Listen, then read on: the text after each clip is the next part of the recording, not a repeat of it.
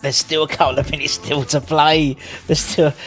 Can we hang on to a 3-2 win? Oh God! Oh God! We've just made a substitution. West Ham have brought on Connor Coventry for Manu Lanzini, winding the clock down for the final dibbings. 1 minute to go. We started a little bit early. We thought we'd jump on a little bit early. Why not? I hope everyone is safe and well. If you're new, Andy, give it a like, give it a comment, give it a share, give it a bloody good subscribe. Anton's been all on his Todd, so I thought I'd jump on a little bit earlier. So we've got, we've got literally 60 seconds left. Come on, West Ham. It was so easy. First half was going so easy, wasn't it? First half was so soon. You know, it was like play after that first 5 minutes, pretty much plain sailing most of the first half, and then the second half there was nothing. There he is. Hello, Matty boy. Let me move that out of the way. There we go. It was plain sailing.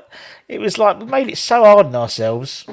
I don't know who I think it's Steve McManaman and someone else on commentary. Yeah, I think it's Clive Tilsley. I think, yeah. And I don't know if it was which one of it was, but they like about 10 minutes ago they made the perfect analogy, and they were like, "This is all West Ham's fault." Yeah, it was. Like, yeah. They made it hard themselves. Cruising at half time. Yeah. And it was generally like Moyes basically turned around and said, "Oh, just take it easy in the second half and get that full goal, and it'll be fine." Yeah. But then he took all the attackers off with like he took the three best players off with half an hour to go. Yeah. Paqueta, Skamaka and Rice. And it sort of just... We just dropped deeper and deeper and deeper into submission. And then we have to make a substitution in the 93rd minute to try and see the game out. Yeah. Oof. I think that is it. I think... That was lucky. And Adams, I tell you what, Adamson, he's come on. He made a massive difference for them. Massive difference. That's the comment. That's part of what we said. Like we literally were cruising. Yeah. You know, in the first half they were talking about our play on the floor, keeping the ball, and in the second half, I think the game was finished now, right? Yeah, it's all finished. Yeah, it's finished now. Right. But it's like we're getting to it. But it's like we just. I've said this a lot, especially this season. Right? Legitimately, we cannot sit back on a lead. Like we did the same thing against Chelsea. Yeah. We don't know how to defend. Like at the moment, we don't know how to defend. It's like we don't know how to defend league. Yeah. Like we don't know the game management of just our game management at the moment should pretty much just be attack. But also, in terms of the group stage now, we have 6 points. Anderlecht have 4 points. They're drawing 0-0 with FCSB. FCSB are third, and old Silkeborg are last, bottom of the league. Yeah. So, that's a good... Top of the league, having a laugh. Top of the league, and we're having a laugh. It didn't need to be that stressful, did it? Like, it didn't need to be that stressful. In the slightest. Yeah. But then, I'm not being funny, you look at... And again, you look at around the other... I think...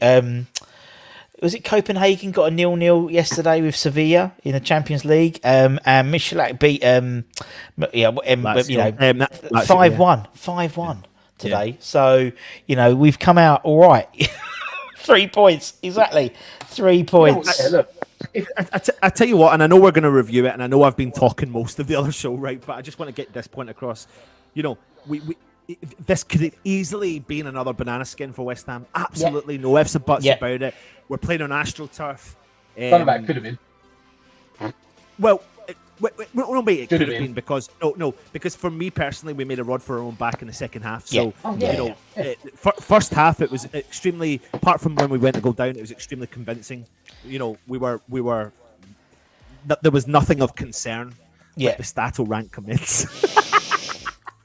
It's not really a rant. I'm just get ready. I can feel it. We won, so I'm not gonna be like, it's not like no. But I'm genuinely confused. I mean, I'm completely confused all afternoon because I got my times wrong. I went out. I was supposed to be back at the start of the game. I got back at half time. Let's get But I saw the first half. Yeah. We were good. And then I basically travelled home at half time. Started the second half, and I was like, I should have stayed out because we might have played better. Like, what happened in the second half? Yeah. I'm not ranting. But what am I doing? I'm ranting. That for me is not rant. That's just I'm genuinely confused.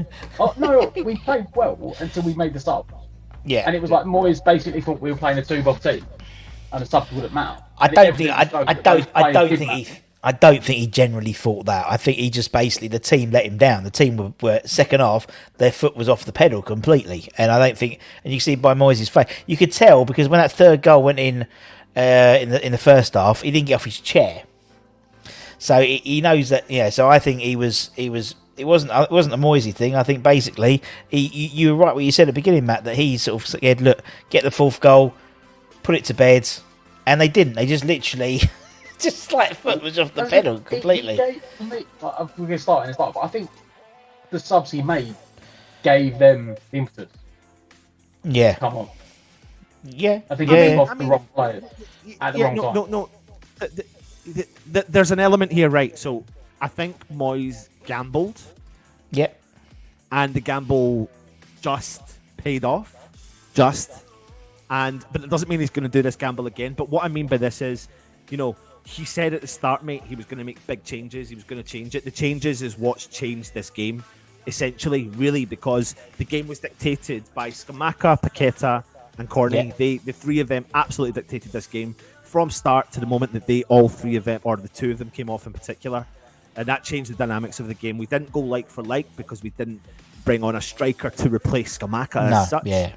I know we tried things, but you can't really... I can't fault Moyes for trying because that's something that we haven't had. Thank you, GP. It's something we've not had for such a long time is Moyes trying things. I think that was the problem, though.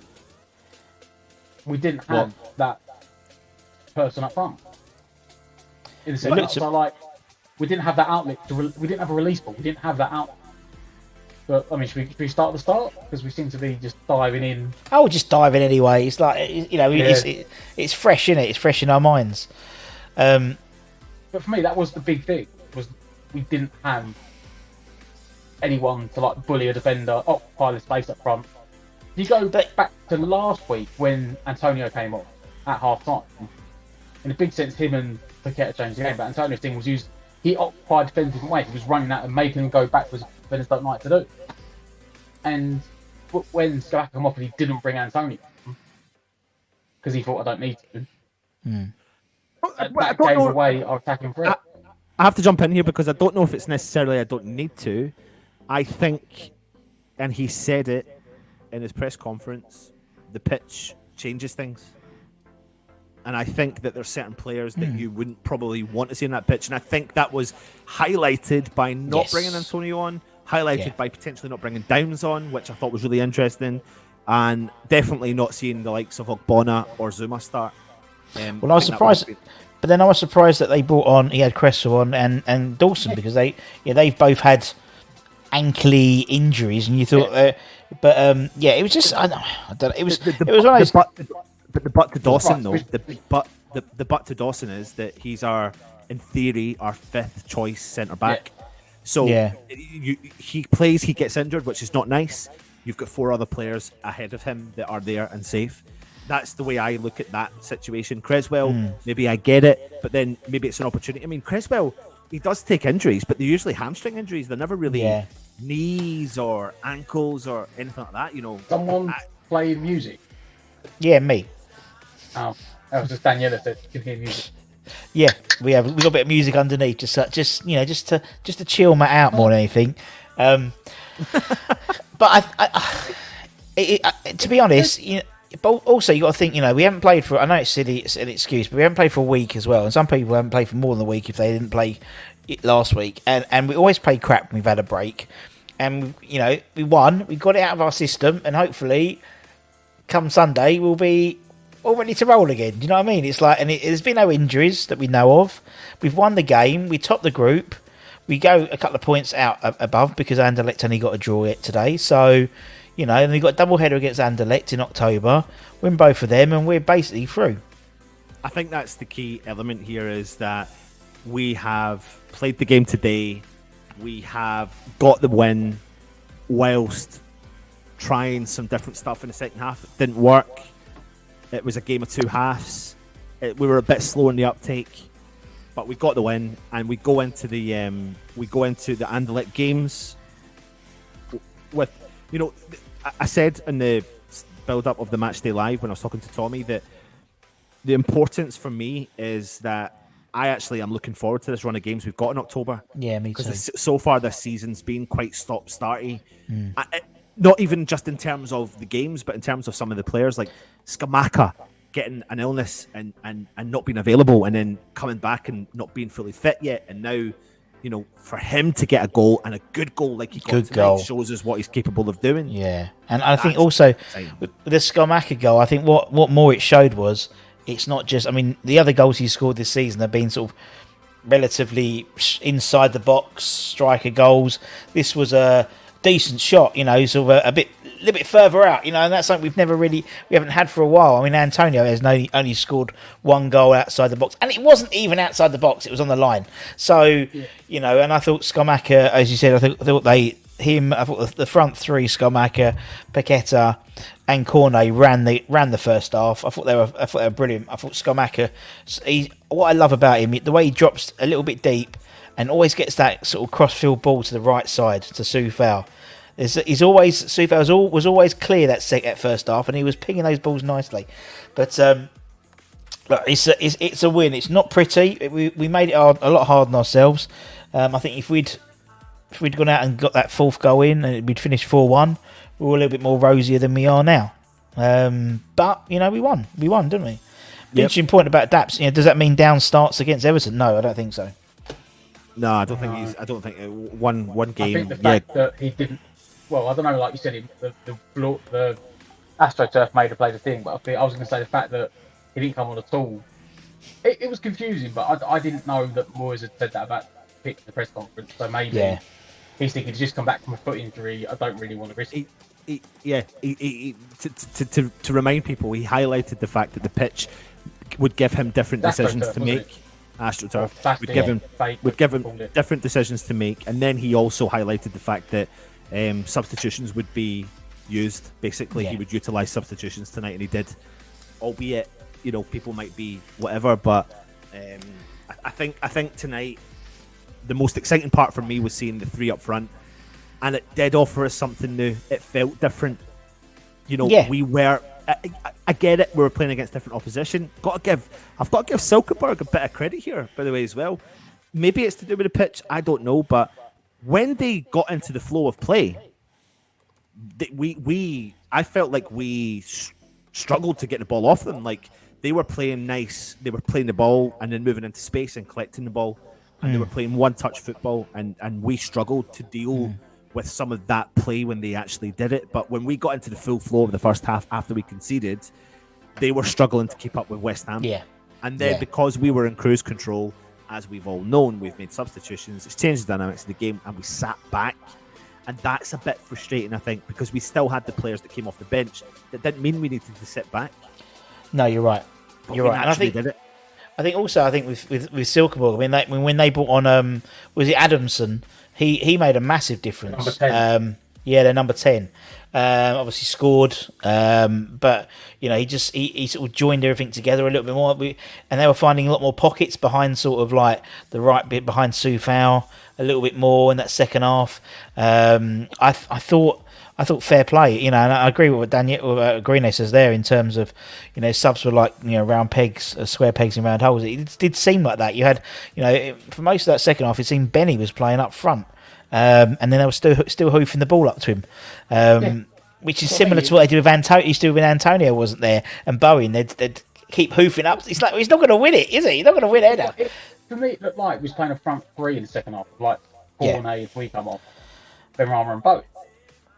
And they were rotating around the middle, but none of them have got physical presence to bring the ball down. And that's what I was saying about if he wasn't going to play Antonio, if Moyes had predetermined that pitch is good, I'm not risking Antonio. He should have taken that. Was it Mwamba?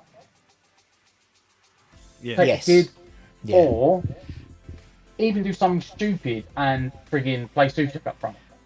Well, but I don't think Moyes wants to do that though, Matt, because again, listening to his press conference, there was substance behind each of the substitutions rather than something silly. If that makes any sense, and I'm not digging out your comment, but he backed up everything he said in his press conference today by doing what he did today, which is I'm going to utilise the bench. I'm not going to play certain players because it's a pitch. And I agree with that. Which case, then take someone else. Don't take them for the sake of taking them if you've got no interest in playing them. But taking someone else and playing someone like Mbama wouldn't make sense because he's not going to get game time. So he wants this squad. That's why, as much as playing, Lanzini in theory should play better on an artificial pitch because he's a ball playing midfielder, and they suit. It doesn't matter what pitch they play on, especially a flat, solid pitch with the ball rolls. Like that's a midfielder's dream. Like you go to any 4G pitch and dribble, players that dribble are in heaven. Like that's what they want. So I was trying to work out why he would choose him over Downs. There's obviously a reason he wouldn't play Downs today because he never even came on off the bench. Coventry got ahead of him today. Suchek got ahead of him today. So there must be something else in that. I don't think it's down to I didn't fancy you today. No, the reason I was saying about the Anselmo situation is because that for me was like when he took off Scamacca and Paqueta, he took off the ball playing attacker that was getting on the ball and dictating play, and he took off the target man that was occupying the support, and it just felt we put these three attackers, like you said, square pegs in round holes, guys to play up front, and then didn't have the link up.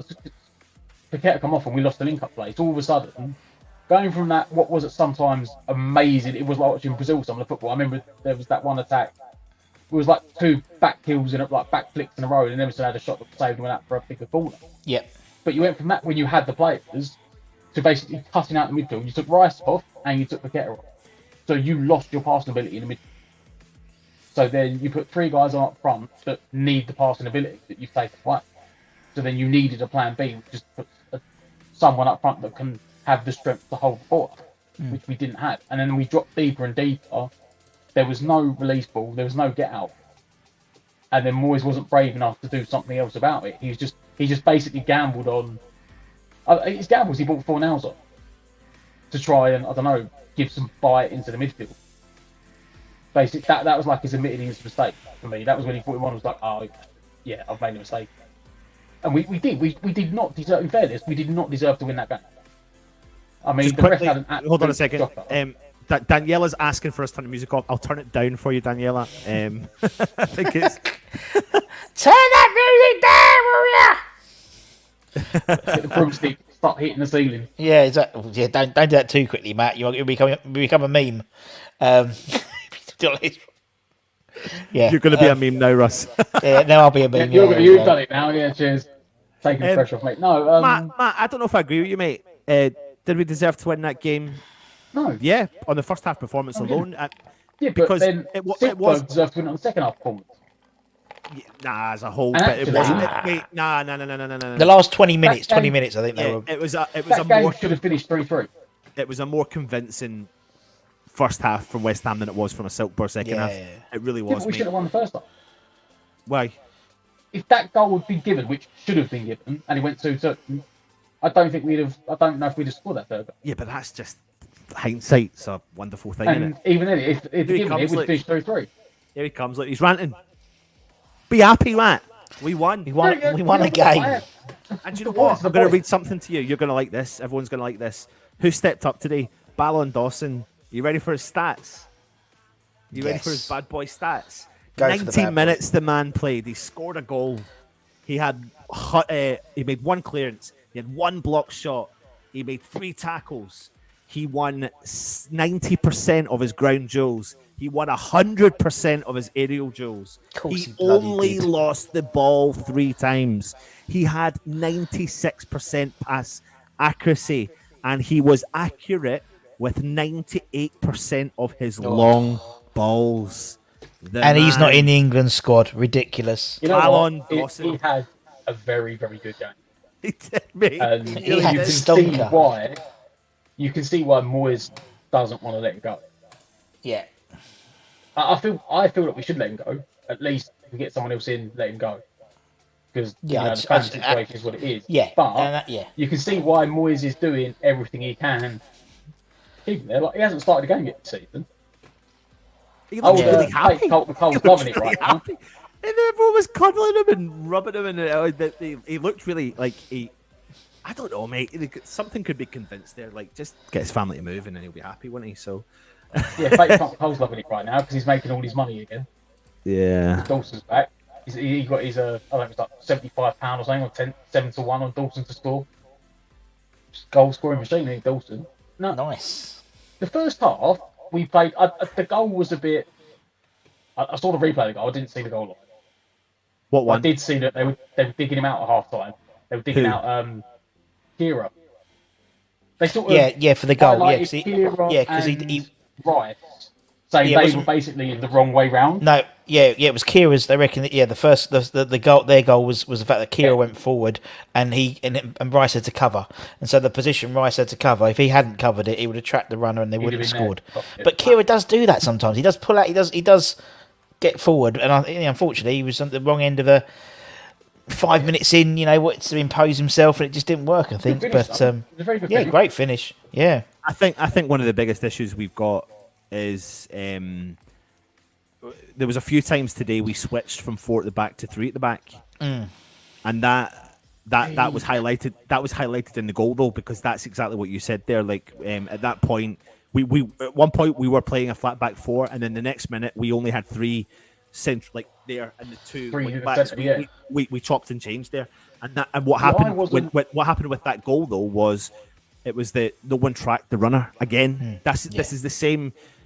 It was the person who assisted the goal wasn't tracked, and that's how we conceded against Chelsea. The overlapping run, we never did it because we're committing bodies forward more. Yeah, but when we change to a back 5, we don't play, and this is something I don't get from Moyes, right? Is if you're going to play, for me, if you're trying to see out a game, or like in this instance, he was trying to be fluid and dictate periods of play during the game. So he's like, you know what?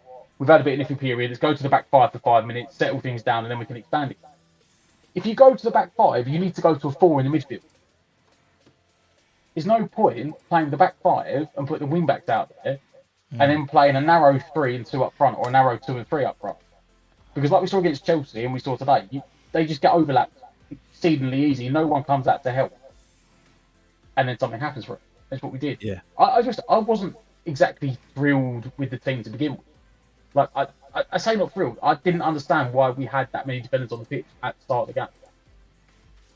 Because I was looking at it thinking, is that a back 5? Is it a 4? Is it like Sky and like the Europa app were all saying it was like I was a 4-4-2, Emerson playing in front of Crespo.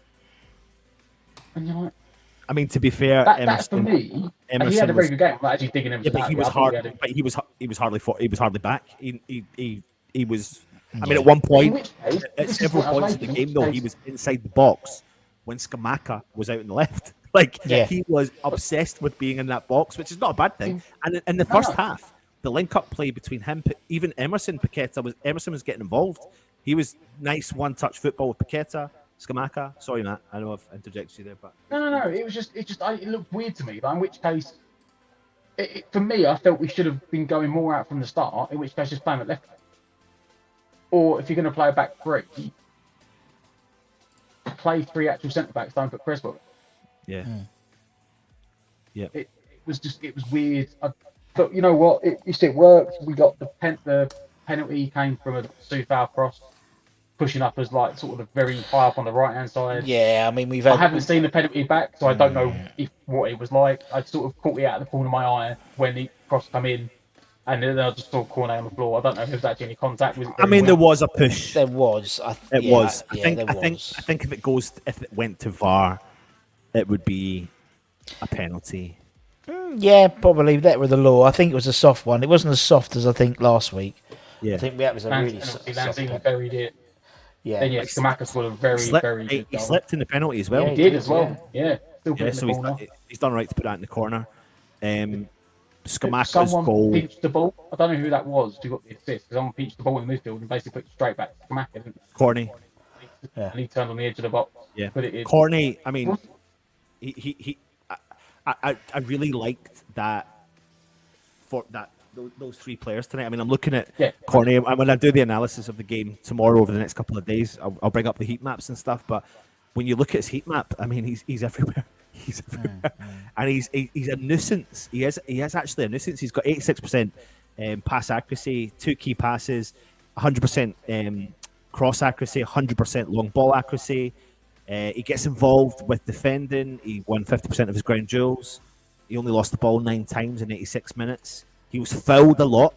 And won us free kicks a lot. He was offside. They did target him a lot. Themselves into dangerous areas. But I've always said that he's a front-footed, forward-thinking player. So he works hard in defence, but he's constantly gets the ball. He thinks forward, and if he's not got the ball, he thinks forward. And he's the kind of. Do you remember? Obviously, we talked about when Lingard came to West Ham. He was the gap. He brought that midfield and that striker together. I genuinely see him being something similar. Not similar player to Lingard. I'm talking about similar in bringing our. He connects. And see, when you think about the last 3 games, right? So Chelsea.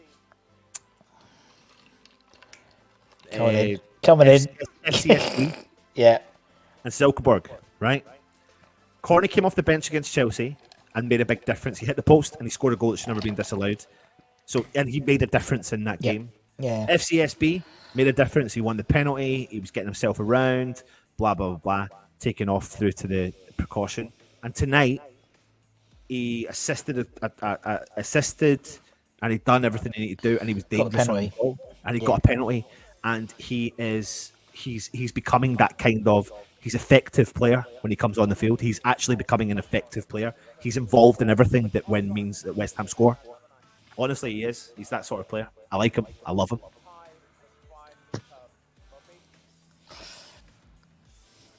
But then what happens? I know, this game's done now. I'm looking forward to the Everton game. So what happens now? Does Cornet come in at left with Bowen on the right? Yeah. I tell you what, his position's up for me. His position's up for grabs. But for I think everyone else apart from David Moyes and possibly Gareth Southgate. How the F he's got into England? It's ridiculous. I think. I got called it, and I was kind of annoyed because I was thinking, you know what? Well, that's me because I put it in straight back in. Well, I put it in the group chat because in our group chat, I was I couldn't even see Bowen's name. I didn't even look because I knew he was going to be in. And I was like, great news for Tony. Not surprised about Bowen. And then I went, hang on, he's in the squad. So I had to delete the WhatsApp group and went, oh, how the hell is Bowen? But who's he sucked off to get in the squad? I'm even surprised that your opinion on this just now, Russ, as well, because I know you're normally quite half glass full when it comes to. He's just not been informed, is it? Like, he has still got. But I feel like I want to fight his corner a little bit. No, I'm not saying. I think he's still got a hangover from the summer or something. He doesn't. I think he has. I think something hasn't quite clicked for him. That's all it is. And when that thing goes, can I tell you what it is? I think West Ham and individual players are having to transition with what we've done in the summer.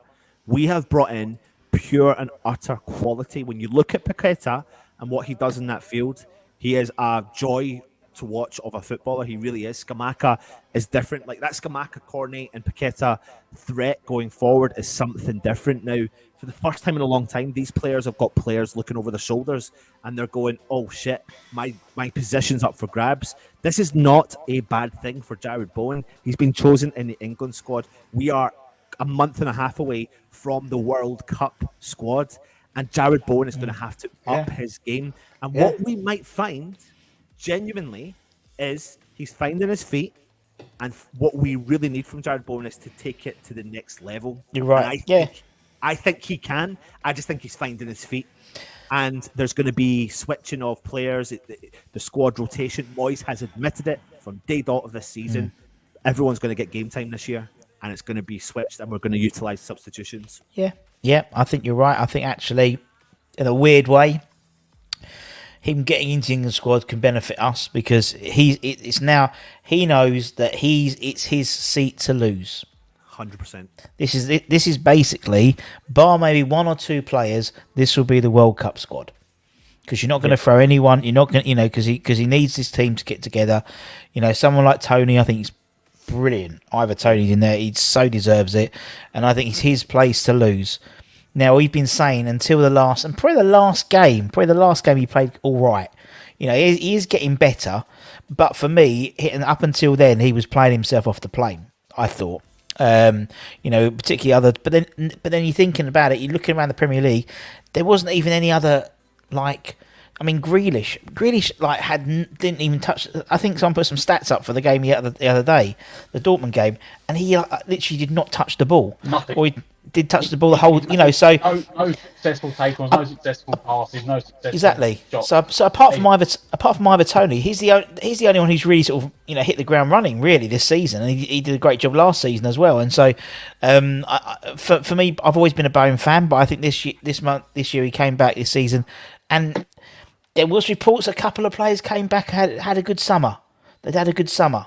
And the difference between Bowen this summer and last summer, he's got a woman now, and he didn't have a woman then. And no, it's true because we know, don't we? There was reports of him last pre-season, like before pre-season last year. He was doing extra training. He was coming in every day. He was doing his shooting. There was no reports of that this season. So so maybe he's had a good summer and he's just seen the after effects of it. But we'll see. Yeah. I think you'll see a different Bowen hopefully on he came on today. He came on. He couldn't do anything because he didn't do anything. No, he gave away the ball for that goal. Actually, yeah.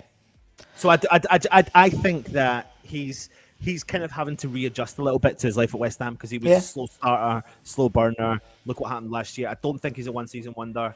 I'm actually really excited. I mean, holy shit, man! We've got Jared Bowen on the bench, and he was our top goal scorer and all that sort of stuff. We've got Ben Rama, we've got Fornals. Look at the strength and depth on the bench. I think I've got the I mean, this is just for this game tonight, but this is our starting 11 here, obviously. And if you take that away as well, I mean, forget the goalkeepers. Ogbonna, Zuma, Coventry, Souček, Downs. Then look at this. Fornals, Ben Rama, Bowen and Antonio.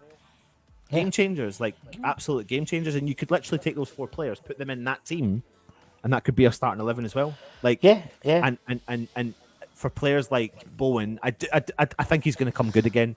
I really do. Yeah. He's always a threat. I do believe it. He's just not doing well now, and sometimes that's fine. Do you know what?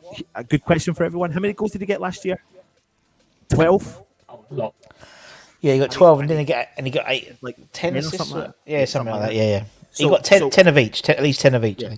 So if he drops 4 or 5 goals, but Paqueta picks up 10, and Scamacca picks up exactly 10, 10, and Antonio picks up 10.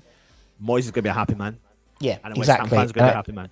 And I think that was the thing about West Ham last season. I think apart from Soufal, everyone on the pitch, every outfield player scored. Yeah. And so it's now we've got now we've put our eggs in a basket in terms of Scamacca. If he's going to be, I mean, he's got 3 out of 4 now. 3 out of 4 starts, isn't he?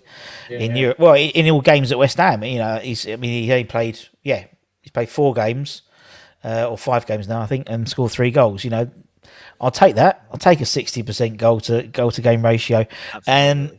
And so if he scores more goals, it's like the thing with Tommy Souček. Tommy Souček scored 10 goals, whatever he scored in his first season, and so everyone didn't necessarily watch the rest of his play because he was scoring goals. When he stopped scoring goals, everyone goes, "Oh, what's he contribute?" He's crap and da da da. And I think with Bowen, that's the same thing. He's not scoring the goals, so people are looking at other types of his game because it's not. It's almost like you score goals, so you're not necessarily excused, but you're doing your a primary job. It's the same as Scamacca, same as Antonio. When Antonio don't score, we have to say, well, it actually brings a lot more into the game. He brings players in, rather when he's not on the score sheet. It's like when you've had a really shit day at work in sales. You say, oh, but I've had really good meetings with blah blah blah blah blah. You haven't scored, but you've had good meetings. And I think that's the same thing coming through now. But we'll see what happens. I think with Everton, it's going to be. I think you're going to see a different side. I think you'll see a few players. Obviously, you'll see Zuma coming in. You'll see Souček coming in instead of Lanzini. As you said, maybe Skomaker may start. I mean, he didn't bring Antonio on at all, so he'll be fresh.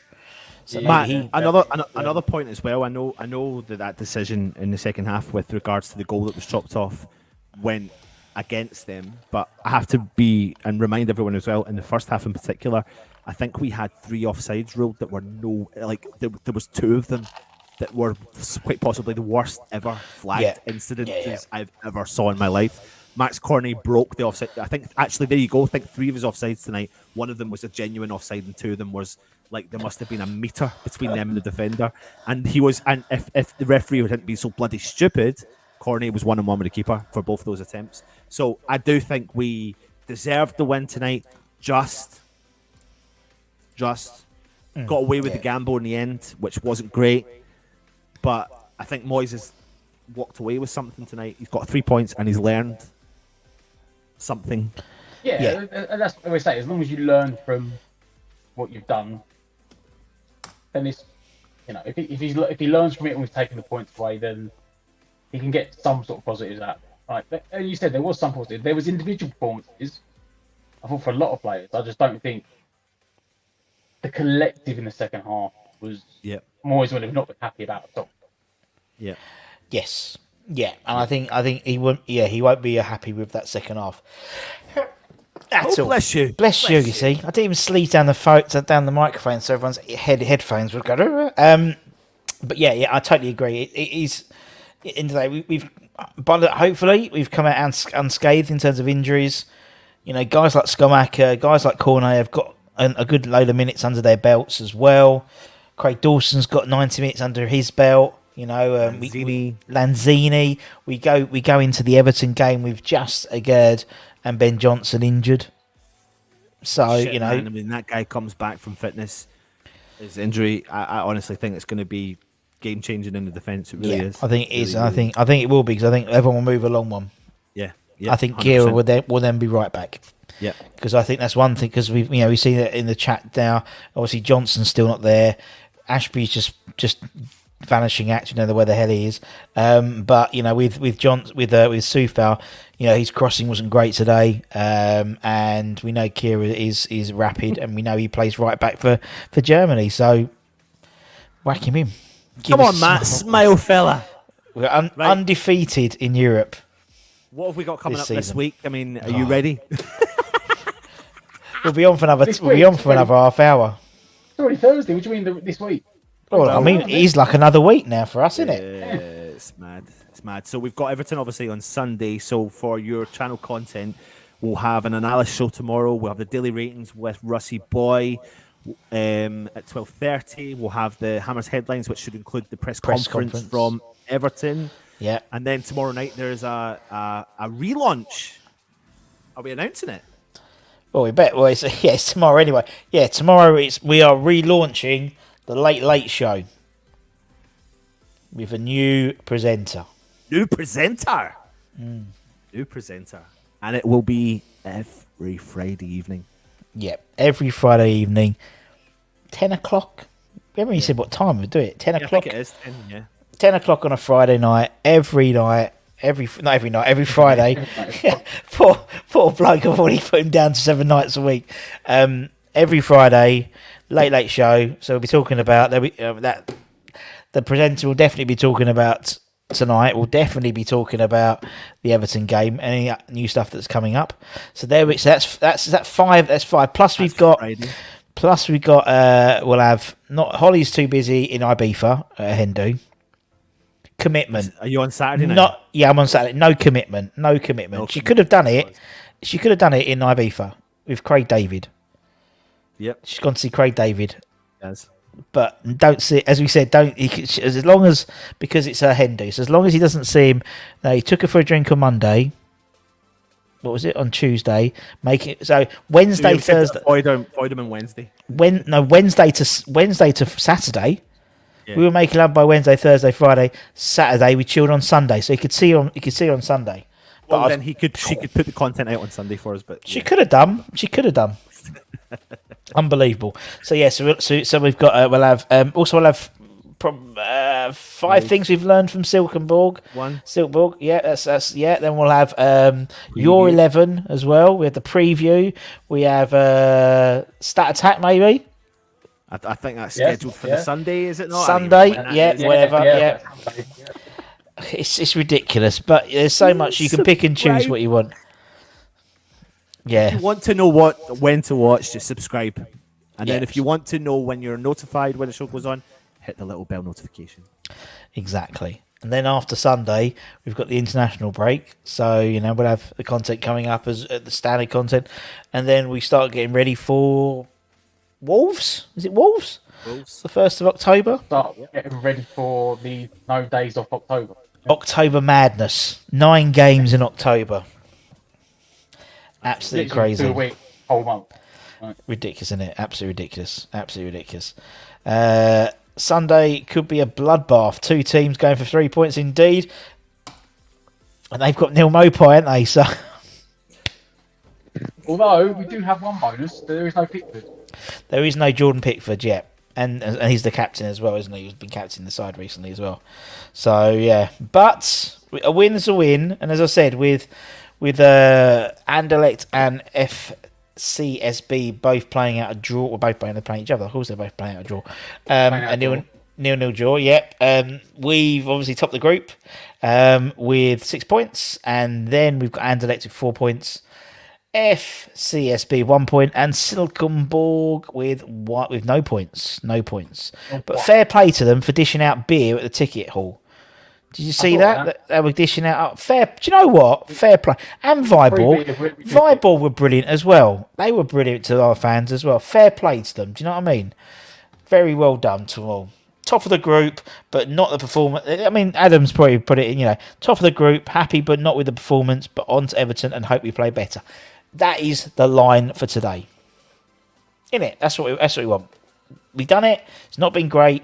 To be honest, there was lots of times not necessarily last season, but the season before, we didn't play well, but we won. And actually, this was one of them games. Look at that. 2 green ticks. That's all right for me. Boom, boom, boom, boom. So play 2, 1-2, scored 6, conceded 3, points 6. Exactly. And then we've got a double header against Anderlecht. Come out with 12 points. We've won the group. That'll do. Roughly. Job done. Right. I'm off. Indeed. As I said, make sure you subscribe. We'll be back with all the stuff this week and all the stuff tomorrow. So make sure you check it out. And as I said, the Late Show starting again. And then next week, we're starting another show next week, isn't it? Yeah. Another show returns next week as well. Of all the content. Gift of the Gab returns next week as well, next Wednesday. With some new presenters as well. With some more new presenters, exactly. Loads of different faces on the network. That's it. Exactly. We're all new presenters. Anyway, guys, Anton's going to go to bed. My feet are hurting, so I've walked around 2 secondary schools today. And literally, I kept on bumping into people I know going, you can get back for the game, Russ, get back for the game. No, I'm not getting back for the game. Quite clearly, it's like 5 to 8. I'm quite clearly not going to be back for the game, am I? I'm literally in the science block. I haven't even seen the drama block. Oh, anyway, calm down, Russ. All right then, guys. Anyway, take care, everyone. Stay safe. Stay healthy. Keep the faith. Top of the league and having a laugh. We'll see you guys tomorrow. As always, I'd like to thank all our channel members at the end of each show. And yeah, don't forget also tomorrow we'll do, for all our channel members, tune in at lunchtime because we'll be doing a couple of prize draws. A couple of members haven't claimed their draws.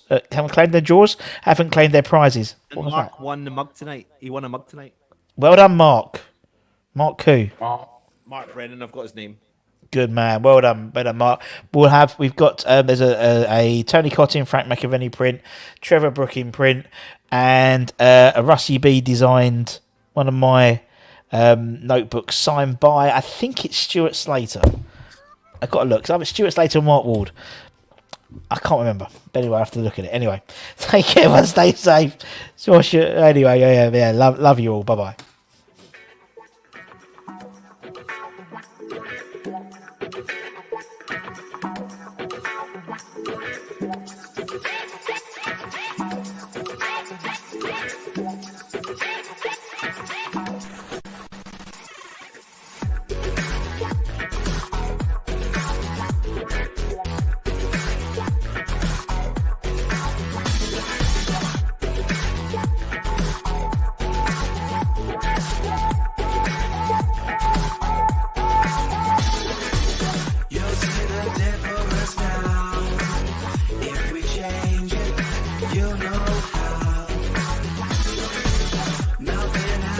stays the same. Once you let it change. It's like a family tree.